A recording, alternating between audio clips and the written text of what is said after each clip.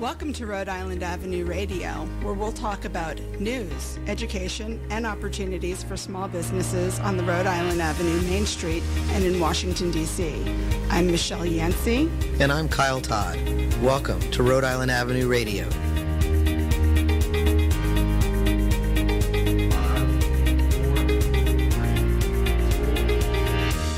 Well, good morning and welcome back to another episode of Rhode Island Avenue. How are you doing?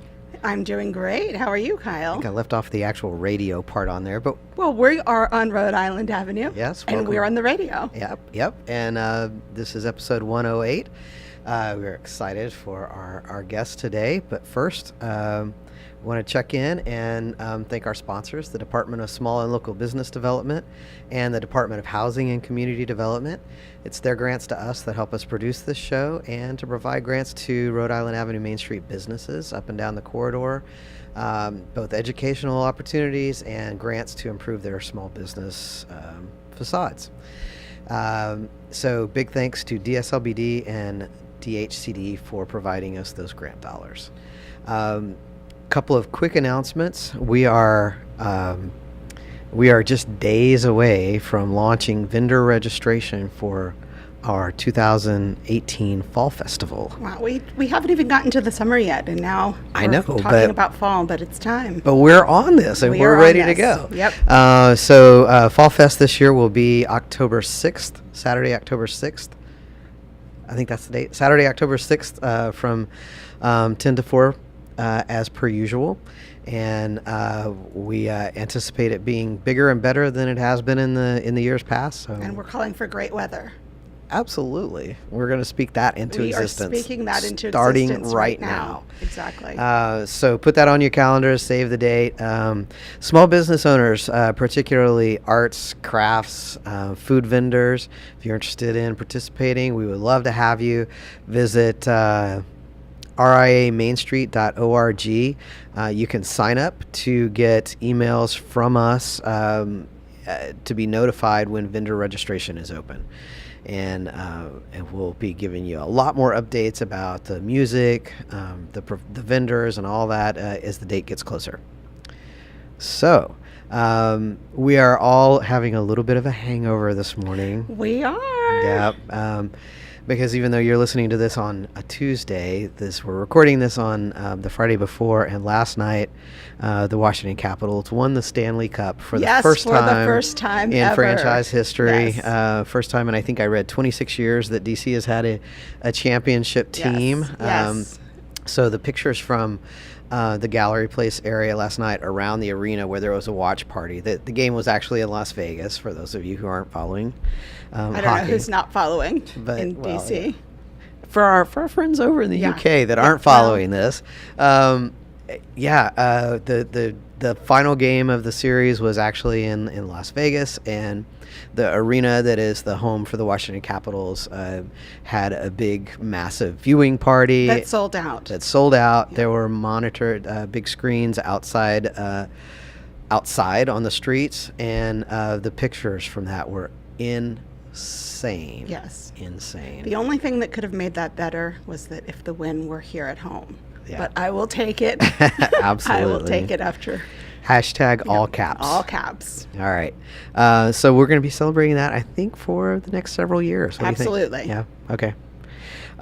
Maybe we could get somebody from the Washington Caps organization to come. That would be pretty cool. Yeah. All right. We'll have to work on that. Life goal. All right. So let's get moving along. We are so excited to welcome today's guest. We do a lot of discussion around economic development, but we could not do the work that we do without a lot of really strong support from the DC government and a very progressive and forward-thinking set of DC agencies that help guide economic development in the District of Columbia. So we're very excited to welcome today the Deputy Mayor for Planning and Economic Development, Deputy Mayor Brian Kinner. Welcome, Brian. Thank you. How's it going? All is well. All is well. So this is how many years on the job now? Jesus. This is 3.5 years now, and then I was actually affiliated with the Deputy Mayor's office for about 4 years before. So I'm seven or 8 years in at this point. So you've already made some tremendous impacts in the District of Columbia. First of all, just super baseline question for the benefit of the folks that don't live in the district. What is the role of the deputy mayor for planning and economic development? Yeah, and I think the mayor probably says it better than I could ever say it. She says, Brian, if you want to keep your job, you have 3 things that you got to do. And I like my job, so I'm generally trying to listen to her. She says that I've got to be focused on affordable housing in the District of Columbia. I've got to be focused on getting DC residents jobs, and I've got to be focused on increasing tax revenue in the District of Columbia. And so every one of the initiatives in our office touches at least one of those. Sometimes we get really lucky and we get initiatives that touch all 3 of those, but that's really the focal point of everything that we do in our office. In addition to that, we also are the head of the economic development cluster of agencies in the District of Columbia, and so in our cluster includes the Department of Housing and Community Development, which you mentioned a little bit earlier, the Office of Planning, Department of Consumer and Regulatory Affairs, our one of the most difficult acronyms in DC government, even for us in DC government, OCT-FME, the Office of Cable, Television, Film, Music, and Entertainment. Our Arts and Humanities Commission is in that, as well as our Department of Insurance, Securities, and Banking, and for-hire vehicles. And so, as well as the big one, which is Department of Transportation. So all of those agencies are located in our cluster, and it's sort of our job to sort of help coordinate many of the economic development initiatives, programs, policies, and so forth that overlap over a number of those agencies. So this is what, like a part-time job for you? Yeah, Sounds like a part-time job. Yeah, it's pretty. Yeah. Sounds pretty easy. Yeah, especially the affordable housing part. Yeah. Well, and balancing the affordable housing with the increasing of the tax revenue. Right. Yeah, and I think the interesting part is I think the deputy mayors and many of the deputy mayors before me, affordable housing wasn't even in there. Like they didn't really need to focus on it that much, right? And I think that the mayor was, even when she was running for re-election, but more importantly, I mean, when I came in, she was just very clear with me, like, we've got to be focused on making sure that we are both producing and preserving affordable housing units. I think at this point, we're close to 7,000 or so units that we've sort of created over the last 3.5 years, and I think we have another 12 or 13,000 that's in our pipeline. And so, we continue to have that as a focus. I know the mayor recently has been talking about what the next couple of years, if she's fortunate enough to be reelected, sort of setting out some additional sort of large goals around affordable housing. And so I know that is going to continue to be a focus for us for a long time. So when you are talking about that balance, and particularly as you talk about bringing in other businesses, I think there's a little bit of a perception that DIMPED spends a lot of time recruiting nationally known big box, big dollar type businesses. So how do you balance out that level of recruitment with also supporting some of the smaller locally owned businesses? Yeah, and that's we need both, right? I mean, there's no way that any city, any jurisdiction, any county, any state is going to be able to survive just focused on one type of business. You've got to be thinking about large, small, and really, frankly, anything in the middle of that. We were just out in Las Vegas for this retailers convention that we go to, sort of talking to some of the larger retailers. At the same time, over the past 2 or 3 months, we've been very focused on a lot of the Made in DC sort of functions that we also have financially supported, but I think more importantly, making sure that we can get them in some of our sort of newer developments that are happening in the District of Columbia.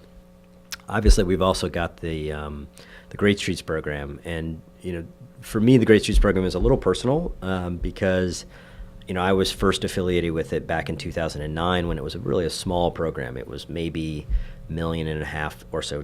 There were 4 key corridors that the program focused on, and at that time it was really trying to sort of rebuild historic retail corridors in the District of Columbia, particularly those ones that were entry or exit points to the city. They were gateways to the city.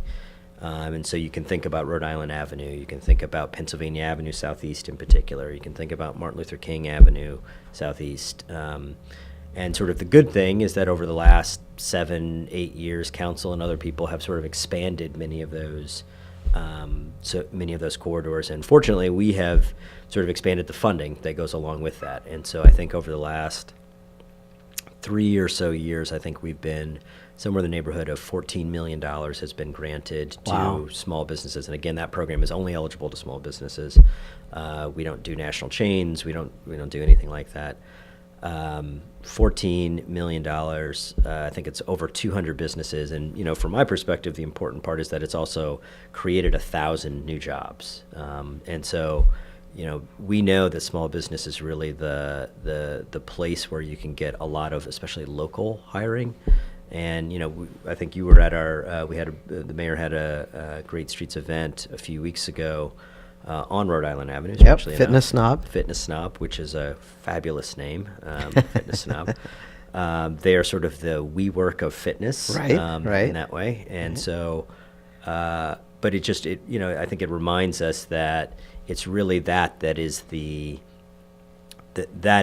sort of the heartbeat of what Washington is. Washington is a place where, and we've always been under-retailed and so forth, so we're going to get interest from national retailers, but the truth of the matter is that our neighborhoods are really defined by local food, local makers, and local shopping opportunities.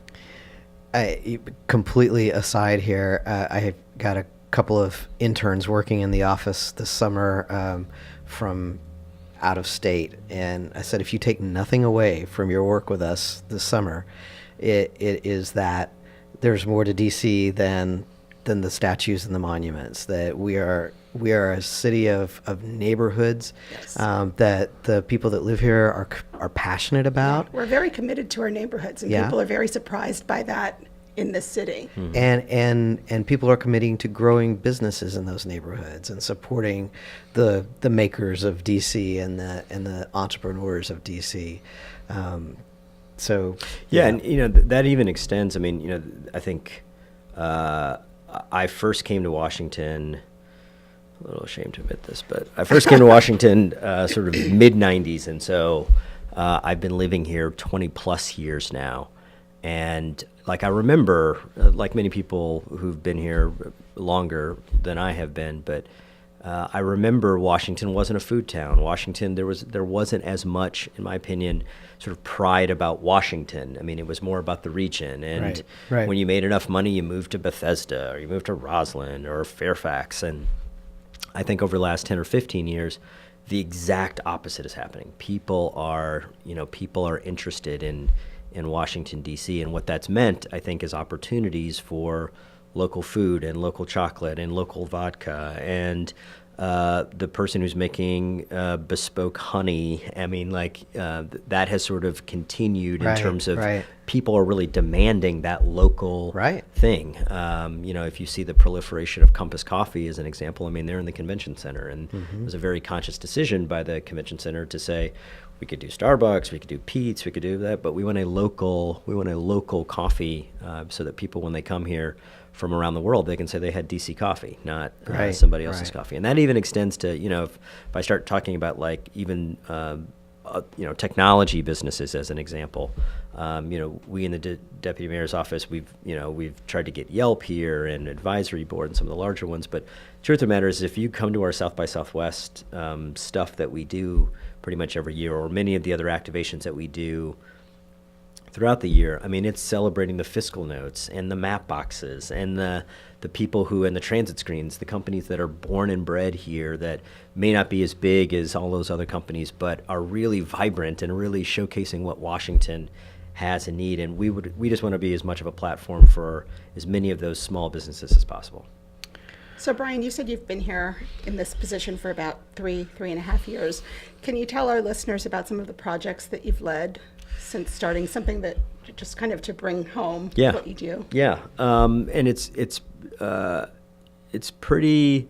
The things I'm going to say, they go from sort of here to there. So there's not the purview of the deputy mayor's office is fairly robust, and so we get involved in, as an example, in less than a month. Or about a month, the DC United Stadium is going to be opening in Buzzard Point. And so our office has been sort of the primary negotiator on that deal for 3.5 years or so. So we're very happy about getting to the point where DC United is going to open.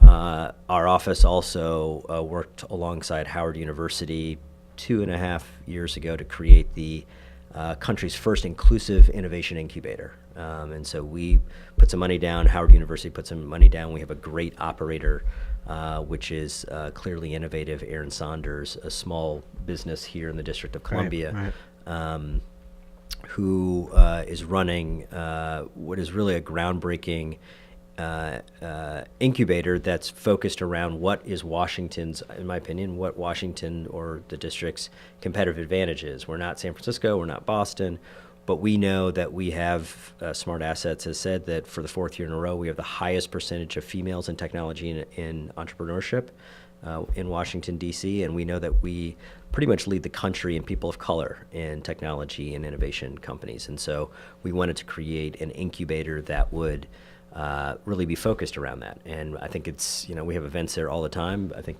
you all may want to think about going over there too if you haven't, but it's literally located right along Georgia Avenue. My best markers are it's across the street from the McDonald's, if you know where that McDonald's is, right across the street from that. But it's a fabulous space. Anybody can go in there.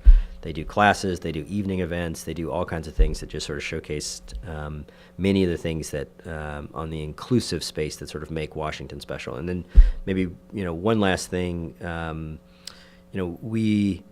our office was also involved in sort of putting together the Amazon proposal, and we haven't heard about that and so forth. But one of the things that might get lost in that is that when we put that proposal together, we had offers to work with these big companies who were going to charge us a lot of money to put the thing together. We didn't have that money, so it made it easy not to accept that. But for us, we literally said in our proposal to Amazon, we want you to understand what it is to be in DC, what it is to be in the district. And so our proposal is going to be made in DC.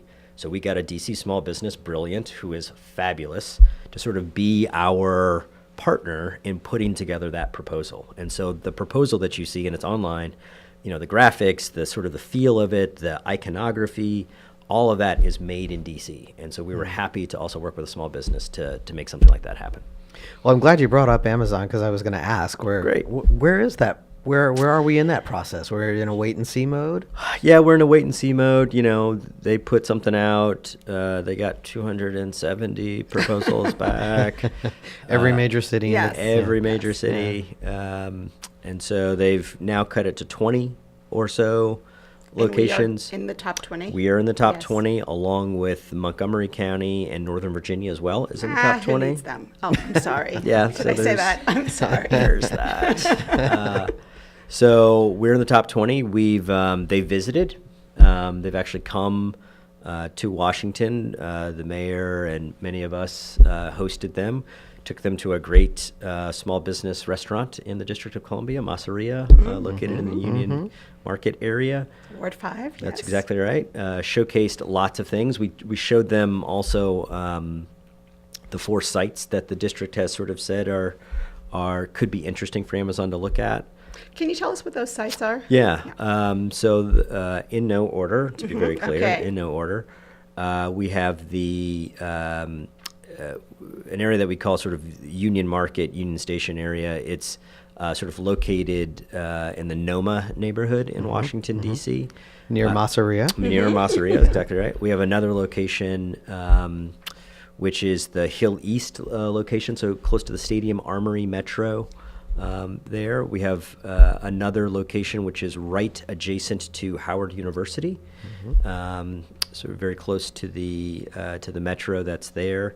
And then our final location is something we call Anacostia Riverfront, which is located sort of in the Capitol Riverfront area, close to the baseball stadium. Right. But it also includes areas across the river in Ward 8 as well. So it includes Poplar Point and a few other locations there. So that one sort of is an interesting one that sort of spans the water. Both sides. And the reason why we said 4, many people ask, well, why would you guys provide 4? 2, I think, important reasons. One is that, from the outside, there may be this perception, Washington, you can't accommodate the amount of square footage that Amazon was looking for. Not only can we accommodate it, but there are 4 locations in the District of Columbia where you can accommodate it. And at least for 2 of those locations, the amount of development that's anticipated to occur with or without Amazon is even in excess of what Amazon would do. So we got plenty of space. But another reason it's very important for the 4 locations is that it showcases the diversity of the District of Columbia. Our Union Station in Noma site is an example. Some people may not know that Union Station gets 40 million people in and out of it every single year. That is more than the number of people that go in and out of National Airport and Dulles combined. Oh, wow. So it's like having 2 airports in our city just with Union Station. Wow. So transportation was an important thing that Amazon said they wanted, so we wanted to provide them something that had sort of a transportation focus. Our Hill East location, completely owned by the District of Columbia, so that site would be sort of our only one that would be very contiguous. You could do it all on one site. Great, obviously, sightlines back to the Capitol and the White House, and sort of iconic views that you get sort of Washington, D.C. The location very close to Howard University, being co-located with a world-class college or university, historically black college in addition. We just think the opportunities there for sort of partnership could be significant.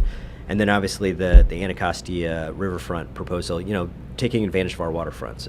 We're just starting with the wharf and a few other things to sort of reclaim our water in many ways, and showcasing on both sides of the river how important water and water transportation, water views, environmental areas, wetlands, all that kind of stuff, just sort of showcasing water in Washington, D.C. We wanted to have a location. So just making sure that Amazon knew that we have a lot of different things that we think are advantages in Washington, and we wanted to make sure that we had sites that showcase that.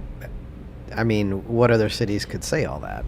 Why would they go anywhere else? Why would Really? they? Why would So they? they should be here.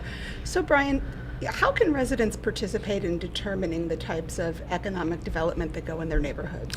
Yeah, and there's lots of different ways. One is whenever we do a project, we have to get what they call ANC support. We have to work with the advisory neighborhood commissioners to make sure that they have something that legally is called great weight in the picking of what kind of project will happen.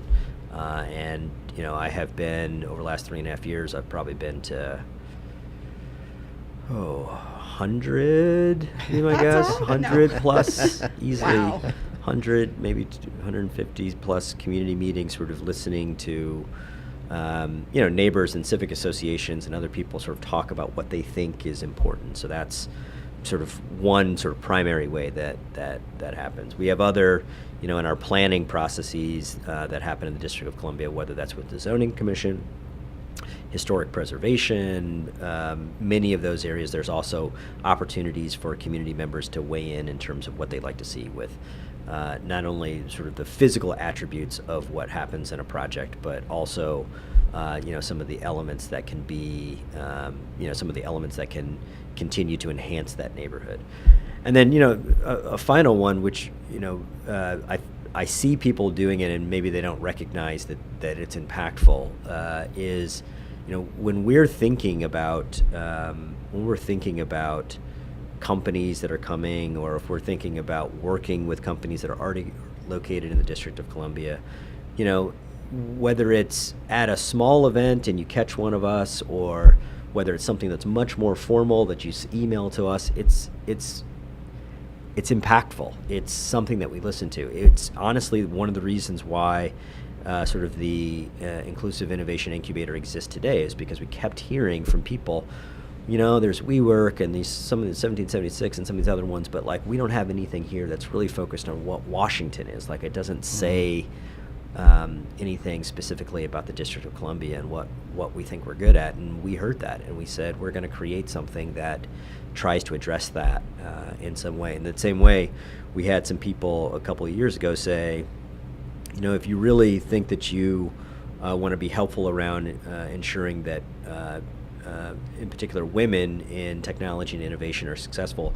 you guys need to put some money up in some place, in some way. And so we said, okay. And so 2 years ago, we started a relationship with an organization called the Beacon Initiative, which is a multicultural, cross-cutting women tech organization that's not focused on necessarily focusing on any specific subset, but just says we want to encourage and give grants out to female entrepreneurs in Washington, D.C. And so they've already gone through one round. I think they're on their second round of grants that they're giving out. And so, that was because we heard it, and the district said, okay, well, we're going to give you all some money so that you all can be sort of the best position to provide additional resources. So sometimes, the squeaky wheel gets the oil, and we hear that. We hear that a lot. Yeah, it's one of the things I love about the District of Columbia, and I've lived in some other major cities, and I think one of the things that is wonderfully unique about DC is the true accessibility of average residents with city leadership, and in a way that might only happen in a very small town, where everybody knows the mayor because he lives down the block, right? He or she, and DC is surprisingly that accessible. It feels that accessible. It is. People, one of the reasons why I have been here for 20 plus years, not originally from here. I'm originally from Iowa. Yes, there are black people from Iowa. Just get that out of the way. Thank you very much. Got that done now. It's you and your family. Yeah, pretty much. Okay. Pretty much. But, it feels small. Like, Chicago and New York felt really, even Atlanta, feels. Washington, you can comprehend it. You can navigate it. You don't need a car largely to be in Washington. You can walk. There's neighborhoods, which is the part that I love the most about Washington, is that there's communities, and you can meet people, and you can get, you can develop roots, and you can make something here in Washington, D.C. And I just think it's a really unique place. We're growing. I mean, like many cities that are prospering right now, Washington is very much in sort of a full blossom phase. We continue to add between 800 and 1,000 net new people a month. Wow. In the District of Columbia. Part of that I like to remind people is a full third of those people are not new people.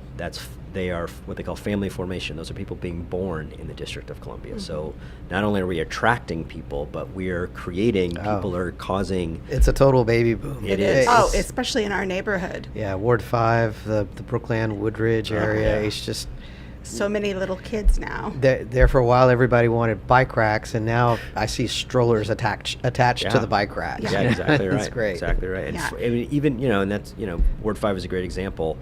Fort Lincoln and Fort Totten, those are neighborhoods that 20 years ago didn't really have that many people, or any Fort Lincoln or any, really density of residential. And now those neighborhoods are just blossoming. They're booming, and your job is to find these people affordable homes and jobs and places to shop. And, yes, and all of that. No small So feat. have you Yeah. considered Right. making this a full-time job? Right. No, we'll see what the mayor says. We'll see what the mayor So, says. Brian, how did you get involved in this type of work? There's a pirate term called Shanghai. I don't know if you've ever heard of that before. You can sort of, Kyle is familiar Yeah, with he's that. familiar with that. Okay, great. That's kind of how I got involved. I Glad we missed a meeting. Yes, and you that- missed a Yeah, meeting. same language. That's Yeah. great. I like that. My background is more real estate and finance stuff, which ties into yeah, part of it, your... it does. Yeah. It does. I'm very much the product of two parents who prioritized education and public service, and so that's probably the other side of how I sort of got into this work. But I mean, frankly, part of what got me into it is Washington. It's the District of Columbia. It sort of took my heart a little bit when I first moved here. And like some people, especially 20 plus years ago, you have this sense. I was talking to somebody the other day. You have this sense when many years ago, oh, we'll come here for a little while. I'll be here for a few years. I'll cycle through. I'll go back to, or I'll leave, or whatever. And I think increasingly people just... It's not letting you go. It's not. Yeah. It becomes home, and not just familiar, because being familiar is only a small part of it. You feel a part of it. I feel a part of my neighborhood. I feel a part of many of the things that make Washington special, and I want to continue to make it special, and so that's why I do what I do. And Terrific. we all invested in a Caps jersey, so now we're here to stay for a while, right? We are here to stay for a while. Yeah, now we just need to get the Nationals and a Yes. few other Yeah. Wizards, a few Yeah. others together. Yep. That was the first domino. Yes. Everybody has to It's live up to starting something now. Yep. So one of the things that you mentioned about going back to Amazon has kind of stuck with me.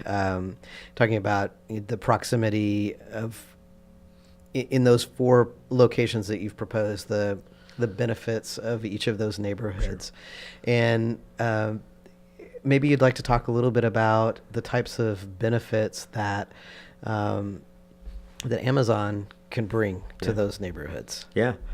And I think that Amazon is an opportunity in sort of its biggest form. Sort of the top line part of Amazon is the district and this region needs to continue to diversify its economic base.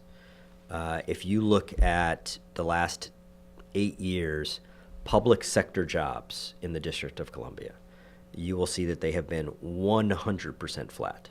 Mm-hmm. There's been zero growth in the public sector, and that's mostly sequestration and just general government shrinking, frankly, mostly on the federal side. What you have seen, though, is private sector jobs have gone bananas over the last 7 years. That is why people are increasingly moving to Washington, D.C., or why they're staying, is for a private job. And so for that to continue to happen, we need to make sure that we are incentivizing different kinds of businesses in the District of Columbia. We need to think about where we are going to be 30 years from today, and the opportunity to get really it doesn't have to be Amazon, but to continue to get other technology-focused companies in the region in Washington is very important. And so that's sort of the top of the line issue. Specifically within the neighborhoods, I think even Amazon is not exactly sure how they are going to integrate. If anybody's been to Seattle to see their sort of, their primary campus, it's kind of interesting to me. There aren't any big, tall, there's a few big, tall skyscrapers, but they have an entire portion of their campus, like that South Lake Union area, which is sort of over by the water. Low scale, smaller buildings. They sort of fit in with residential, very walkable. You can bike around places. They got restaurants sort of scattered in between. And so it feels, to me, it felt like Washington. It felt like the District of Columbia. And so I think very much in D.C., we're never going to be a place that's going to have these, for the height reasons and other things, these screaming skyscrapers of whatever. I think that the opportunity in the neighborhood is much more, to integrate into what that feel is that's already there. And that's another reason why we chose those 4, is because, each one of those 4 has a totally different feel from my perspective. And I think how an Amazon would potentially be integrated into that, I think that will assume some features of that sort of neighborhood character. Obviously, the other things that will be important on the neighborhood side is, Amazon has prioritized things like public transportation. They don't want their people to drive, frankly, to work. And they take a lot of pride in their current Seattle office in how many people bike to work, how many people take public transportation. That works really well for us. All of those communities and neighborhoods that I mentioned are all easily accessed by multiple forms of public transportation. And so we want to continue to have bike and car share and metro and all these other bus service. We'd like to continue to prioritize that, because we know that Amazon already thinks that those things are important. And then, finally, obviously the opportunities, and this is where I think the small business aspect sort of comes in, the opportunities to get additional people, customers in those neighborhoods is enormous. The amount of square footage or amount of people that they could be talking about adding, and again, it'll be over 10 to 15 years, so it's not like you're going to see thousands of people, new people coming even in 1 year. It's going to be a very gradual sort of growth process. but the opportunities for small businesses to continue to flourish because people are demanding that local feel. People want something that is made here, produced here, I think are huge. And frankly, those kinds of opportunities potentially for small business wouldn't be available if we don't continue to go out there and find new people that can continue to come to Washington. And not to mention Right. the jobs that they'll bring for the Absolutely. residents. Right. Absolutely. Of all different levels. Absolutely. And I think that's one of the things I really like about Amazon is the broad opportunities. Yes. with- From Something that Amazon told us is that they say in Seattle that they generate 125,000 annual hotel room nights just because their campus is located in Seattle. And so the opportunities for food service and hospitality in Washington by bringing in another customer effectively, it's just, it's going to touch every I think they could aspect. touch a lot of different aspects in DC. So, while you're here and practically a captive audience, I will Please. take this opportunity Sure. to say that I hope that if and when DC does win with the Amazon campus, then that DIMPED, can really focus on creating an even more robust opportunity for small businesses Yeah. to grow and be in place and ready for the influx for of when new they come. customers. Yeah. And I think the Office of Planning and the District of Columbia in general is, they do a great job in managing mixed use development and transit oriented development in building more residential units. And I would really like to see as much, if not more, investment going into supporting small businesses, creating a really robust ecosystem for up and coming entrepreneurs, and, Yeah. and encouraging people to think outside of the 9-to-5 Yeah. W-2 job and look at And growth. that's a good point that we like to sort of always end the Amazon discussion with, which is that it also is not all about Amazon. The District of Columbia is forecast to continue to grow in terms of people. We're continued to grow in terms of development, whether Amazon comes here or not. And so, that charge around continuing to think about small businesses, we need to do that whether Amazon decides to come here or not, because Yeah. we're going to continue to grow, and people are going to continue to want small business development. And so we need to make sure that we are providing that platform to make sure they're successful. So I heard this great term I was listening to another podcast, and somebody was talking about, I'm completely blanking on the actual term now, but they were really talking about how you need to pick a community and move there and invest your heart and soul in it to grow it, and really building a culture of growing the community among everyone, because that then turns around and grows the entrepreneurs and the creative economy, and really encourages people to stay in and invest in their own community.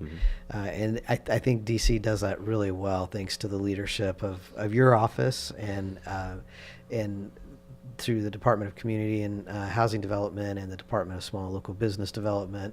I think it's just the nature of folks that live here these days, as we touched on earlier.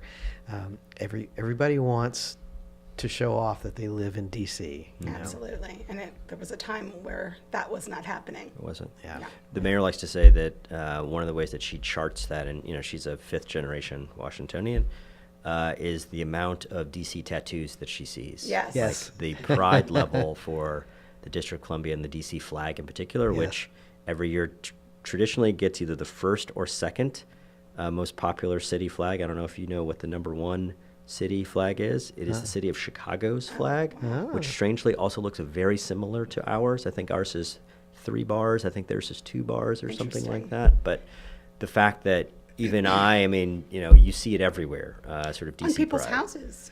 Houses. Inside people's houses, on Yeah. the wall. I mean, Shirts, painting, shirts, everything. tattoos, all Everything. of it. DC pride is very high these days. It is. And it's it's recognizable. The shape of the district and the flag is as recognizable as, say, the state of Texas. You know, I'm from Texas, so everybody knows what Texas looks like, and I think increasingly everybody knows what the District of Columbia looks like. And we are the nation's capital, so it should be that way. That's the way it should be. Yeah. Yes. So, what do you see in the way of overall business trends that the district is going to start seeing more of beyond the entrepreneurial growth? One of them I said already. I mean, this continued trend towards local, and part of it is in the retail world they call it, which I'm not a retailer, but they call it sort of experiential. People want to know a little bit more about what they're buying. They're buying a T-shirt, but they want the T-shirt. Is it made here? They're having a drink at a restaurant. Is this Civic vodka or not Civic vodka? People are going one step further to ask that question, and more importantly, they're consuming and demanding something that's locally produced. Like that's what they're trending towards, and so this idea that people will continue to like and demand local, I think, is happening nationwide. So it's not just a DC phenomenon, but I think that will largely continue. The second part of this is this experiential. People want to not just go and shop for something, but they want to feel the experience. Yes. I think the best example of that is Apple, strangely. If you go to the Apple store that's in Georgetown right now, you will see an Apple store that they no longer do. They don't do those kinds of stores anymore, and that's because their next generation of stores are more like what's going to happen at the Carnegie Library, where they want you to go inside, or the San Francisco store, if you've ever been to that one. They want you to go in and they want you to use the product. They want you to do a class or do a tour with the MacBook or whatever, where you're writing something, whether you're drawing something. They want you to go in and actually film something with the camera and produce it in the store so that you get a sense about what it is to actually take the product. If you happen to buy the product while you're there, great, but they want you to use the things. They bring, especially in the San Francisco store and what will happen in DC store, so many kids through that store. They have this, in San Francisco and in DC, they're going to have this this little, it's for kids that are 6 and under, this coding thing, where kids code to make this ball sort of move around a track or whatever. Yes, and I've seen this. It was packed with kids. Like, they want... Getting them interested in that kind of thing early. That's right. That's wonderful. And experiencing and using some of the stuff. And so this experiential process, you see many retailers trying to get you to doing something as well as seeing something or buying something. So I think that trend will largely continue. And then, in Washington in particular, this idea that we are going to continue to be a place where public transportation is important. And so being able to walk to your grocery store, to walk to your dry cleaner or your pharmacy, or to have it within a short distance, that demand, people want it close. And so what that means is that the days of this large box retailer aren't coming to an end, but I think the demand for something that's smaller and perhaps a little bit more local, I think is going to continue. You're going to see smaller format grocery stores as opposed to huge mega 60,000, 70,000 square foot grocery stores continue to sort of proliferate around the city. I think you're going to see smaller ones, and for people like me that tend to not take a car when I go shopping, I mean, that sort of works for me because I want that access. And those stores are carrying locally made products. They are, because people are demanding them. Yep. People want to see. I'm a big honey fan myself, and so I actually look at where my honey's made because, it's important. I want it to be closer to me and not from California or Hawaii or whatever. I'd much rather it be from Maryland, Virginia, or the district. Yeah, district does have a robust honey production process. Yes. So rooftop honeybees. That's exactly right.